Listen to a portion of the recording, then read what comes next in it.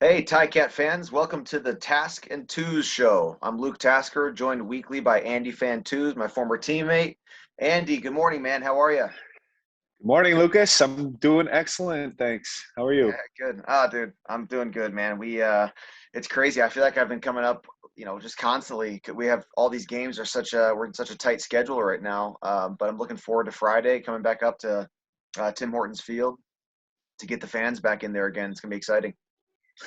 Me as well. Night game under the lights. Uh, so first one of the year for the home side, and I always love playing on the lights. Yeah, man. There's something different about it, and 7 o'clock should be right around sunset, I think, and it'll be pretty electric having everyone rolling in and the lights on, and hopefully it's another beautiful night. It looks like it's going to be. Yeah.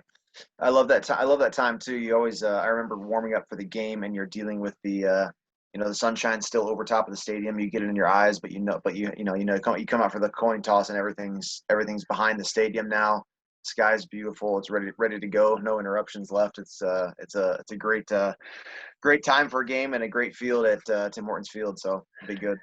Yeah, well said. It's it's like it's going to be really muggy. I hear it's supposed to be really humid and like 27 or something. So you're going to be out there in warm ups, just like sweating like crazy, and then go back in for that 15, 20 minutes. Come back out and you'll feel the breeze and the cool Yeah, air, and it's gonna be true. chilling.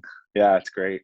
I think the hottest game we probably ever played at Tim Hortons Field was the first game ever, the Labor Day Classic in the gray uniforms where Bakari scored the touchdown. You remember that? It was like Yeah, 30 something degrees and just humid as could be. And of course that wasn't a night game, so it stayed that way the whole day. Hopefully not. Hopefully we won't have it quite like that. But yeah, it's supposed to be pretty humid there on Friday night. Calgary Stampeders are coming in. It's crazy, man. 14 games this year. It still feels like the Ticats are just sort of, they're just finding their way through the season, and a lot of things still to shake down. But after Friday, there was one game left in the first half of the season. I mean, it's mind blowing. I guess for Calgary hasn't had a bye week yet. They're 2-4.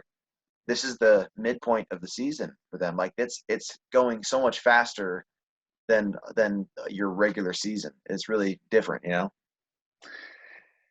yeah, no doubt. But at the same time, the weather is going to start changing in a couple of weeks, so it's time to really start putting the pressure on and stringing some wins together. It was kind of nice to see, not nice, that's the wrong word to use it, but not necessarily a bad thing to see them sort of get knocked down to size after two convincing wins and full team efforts. You could see maybe they were a little cocky, or maybe they just came out a little flat, but obviously a good learning lesson there to put step back on the gas Yeah, going into tomorrow night's game. every like it's been the story of two teams for me, and it's different because like for the first time ever, I'm watching very very intently each game, right? Like it's just so different from a casual when you're in the booth than watching a casual football game. But the game in Montreal and the Labor Day Classic against Toronto, it was a very very cohesive, you know, uh, three all three phases of the ball were involved in those victories, and in the losses, it's not like the Ticats have really had these like, you know, shootout. It's not like we haven't seen like a shootout and then a loss at the last drive. We haven't seen like a battle back and forth, back and forth. It's really just been like sloppy football or cohesive, good looking team win. So I don't know. I mean, we'll see how they see which of those two can come out on Friday and can carry the day uh, through the rest of the season. But a couple things obviously changing for this week. Um, David Watford, it looks like he's going to be starting at quarterback. I had 1 year of experience with him in 2019. Uh, Certainly, he fit the role as just a backup quarterback to Dane throughout the second half of that season last year very well. I mean, really good mental approach to the game, really good demeanor in the locker room. But now it's on him. What's your experience with a young quarterback coming in at a time like this in the season? Oh, well, that's a good question. I don't know David Watford at all. I've seen him, obviously seen him play a little bit, 2019 and then last game. So I think it's good he got a little bit of experience in there. Um, but he's going to be ready to play. Yeah, The coaches are going to put him in a position that may include shortening the playbook or fitting it out a little bit, but they're going to try to use his strengths to their best advantage. But in my experience, I've had a lot of quarterbacks get injured over the years, and um, it brings a different dynamic, and it's a little exciting. It's hard. It's hard to game plan against as the opposition, as the defense. yeah, So true. I think that you can have some wrinkles in there that could be successful, especially in game one of the game plan, and might not necessarily uh, continue through the season. But the other thing to keep in mind is that the guys who started the season off on the sixth game are going to be coming back after this game, so that'll be another little milestone. If they're healthy. So yeah, I'm excited Absolutely. to see David play and looking forward to see like them build on like a guy like David Unger who built on his game last week. He had some monster plays, and there were some bright spots in the game last week, but definitely got to put it together.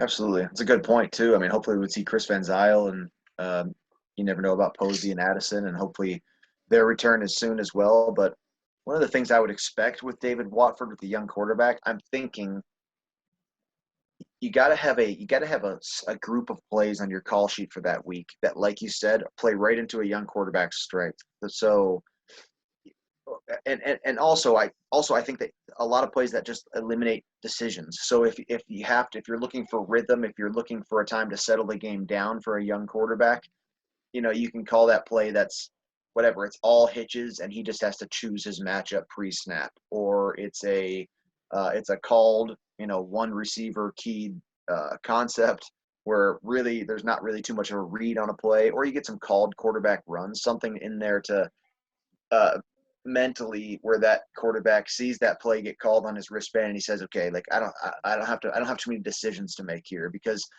that's all. The football game is just 1,000 decisions in a row. Everybody just you're constantly, even within every play, there's multiple decisions that you're making, and how you line up and how you approach a guy you're even blocking. But for a quarterback, and it's tenfold, right? And so if you can work some plays in there that make a young quarterback settle down, that say, okay, this play I know I'm just catching this ball and I'm taking a quarterback draw up the middle, something like that to just to help that young player relax. But I'm excited to see what Tommy and Watford can kind of put together in an offensive scheme that's probably going to look, it might look a little different from when Dane has been playing the last couple of weeks. We'll see. Yeah, I'd like to see. I think you made a good point there. I'd like to see them sort of maybe use some pre-snap motion to give some, or even doing the freeze counts where the receivers run up and stop at the line to sort of try to give some tells whether it's man or zone on defense, and then have, like you said, a simple. If it's man, I'm going to the short side, and I have a go and a 10-yard out. And if I like the out, take it. If I don't, just give the receiver a chance on the go, and that's it. And if it's zone, you're going to the field and you're just high low in one player. And so it's an easy read, and you just throw off one defender instead of, trying to read three levels in a time when the pressure's on, or if not getting a lot of time in the pocket or something like that. So Yeah, I think that's a great call. And the Ticats do use a lot of pre-snap motion and a lot of misdirection. So looking to see more of that tomorrow. yeah, for sure. Well, it's Calgary coming into to Tim Hortons Field. I I know you had some success against Calgary as a Rough Rider, but Calgary was a tough opponent every year for us. We never were able to get it done against Calgary from Hamilton. This year they're 2-4. It's not exactly the regular the Calgary Stampeders that we've seen for the last whatever eight or so years. Um, they're at a point in their season where they're trying to figure things out as well. So would be a very, very valuable win against a Western team. And I think because of what the record has been with Calgary over the last, nearly 10 years, I think this would be a really valuable morale boost for the Ticats as well as they are turning into the closing in on the end of the first half of the season here to get back to that 500 mark. I think it would be valuable. So we'll see, man. It's exciting. Looking forward to it. Ticat fans, join us an hour before kickoff. Andy Fantuz and Louis B will have your pregame. RJ Broadhead and myself will have the call starting at, I believe it's a 7 p.m. kickoff this Friday. Looking forward to it, and we'll see you there. Thanks, Andy. Thanks, Task. See you tomorrow.